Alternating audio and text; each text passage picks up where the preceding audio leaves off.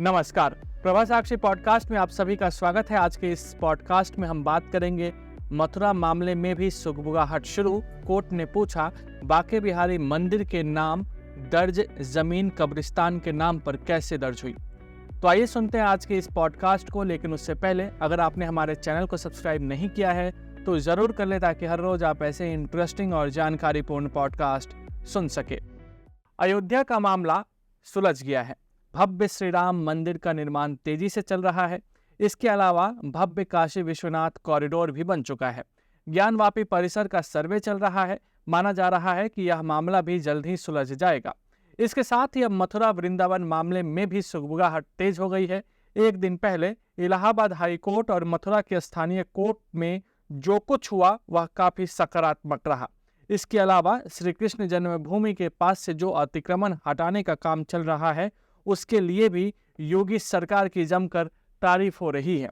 इलाहाबाद उच्च न्यायालय ने क्या कहा? इलाहाबाद उच्च न्यायालय की बात करें तो आपको बता दें कि न्यायालय ने मथुरा की छाता तहसील के तहसीलदार को यह बताने के निर्देश दिए हैं कि बांके बिहारी जी महाराज मंदिर के नाम दर्ज जमीन कैसे 2004 में कब्रिस्तान के नाम पर दर्ज हो गई। न्यायमूर्ति सौरभ श्रीवास्तव ने श्री बांके जी सेवा ट्रस्ट द्वारा दायर एक याचिका पर यह आदेश पारित किया है। हम आपको बता दें कि यह रिट याचिका छाता के राजस्व अधिकारियों को याचिकाकर्ता के आवेदन पर निर्णय करने का निर्देश देने के अनुरोध के साथ दायर की गई है। आवेदन में राजस्व प्रविष्टि सही करने की प्रार्थना की गई है, जिसमें जमीन बांके बिहारी जी महाराज की जगह अवैध रूप से कब्रिस्तान के नाम पर दर्ज की गई है। राज्य सरकार की ओर से अस्थायी अधिवक्ता ने अदालत का ध्यान इस तथ्य की ओर आकर्षित कराना चाहा कि कब्रिस्तान का नाम दर्ज करने के लिए भी एक आवेदन लंबित है, क्योंकि प्रविष्टियां अब कब्रिस्तान से पुरानी आबादी में बदल दी गई है। हम आपको याद दिला दें कि अदालत ने पिछले बृहस्पतिवार को अपने आदेश में कहा, तथ्यों और परिस्थितियों को देखते हुए तहसीलदार को व्यक्तिगत रूप से उपस्थित होकर छाता तहसील के शाहपुर गांव में भूखंड संख्या 1081 पर उपलब्ध प्रविष्टियां बदलने के लिए राजस्व अधिकारियों द्वारा समय समय पर जो भी कार्रवाई की गई है उसका उल्लेख करने के निर्देश दिए जाते हैं। उल्लेखनीय है कि याचिकाकर्ता ने कहा है कि भूखंड संख्या 1081 मूल रूप से बांके बिहारी जी महाराज मंदिर के नाम दर्ज था, जो कि 1365 1367 एफ के अधिकारियों के रिकॉर्ड से स्पष्ट है। बाद में वर्ष 2004 में इसे बदलकर कब्रिस्तान के नाम कर दिया गया। अदालत ने इस मामले की अगली सुनवाई की तिथि 17 अगस्त 2023 निर्धारित की है। मथुरा कोर्ट में नई याचिका दाखिल।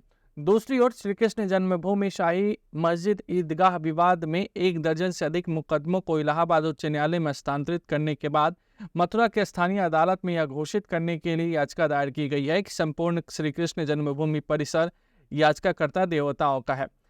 जिले के सरकारी वकील संजय गौर ने कहा, यह आदेश पारित करने की प्रार्थना की गई है कि श्री कृष्ण जन्मभूमि मथुरा का पूरा परिसर याचिकाकर्ता देवताओं का है। उन्होंने कहा कि मुकदमा सिविल न्यायाधीश मथुरा की अदालत में दायर किया गया है। सरकारी वकील संजय गौर ने कहा, इस मुकदमे में पूरे मुस्लिम समुदाय का प्रतिनिधित्व करने वाले 5 मुसलमानों को भी शामिल किया गया है। अतिक्रमण पर चला बुलडोजर। इसके अलावा मथुरा में श्री कृष्ण जन्मभूमि के पास अतिक्रमण हटाने का काम भी तेजी से जारी है। जन्मभूमि के पास स्थित नई बस्ती क्षेत्र में रेलवे की भूमि पर बने कई मकानों को ध्वस्त किए जाने के एक दिन बाद बृहस्पतिवार को बचे हुए मकानों में रह रहे लोगों को नोटिस भेजकर उन्हें 3 दिन के अंदर इलाका खाली करने को कहा गया है। आगरा के मंडलीय रेल प्रबंधक कार्यालय के मुख्य अभियंता नितिन गर्ग ने बताया कि बुधवार को रोका गया ध्वस्तीकरण का काम 3 दिन बाद फिर से शुरू होगा। उन्होंने बताया कि अब तक 60 मकानों को तोड़ा जा चुका है, जबकि 135 मकानों को तोड़ने का नोटिस दिया गया है।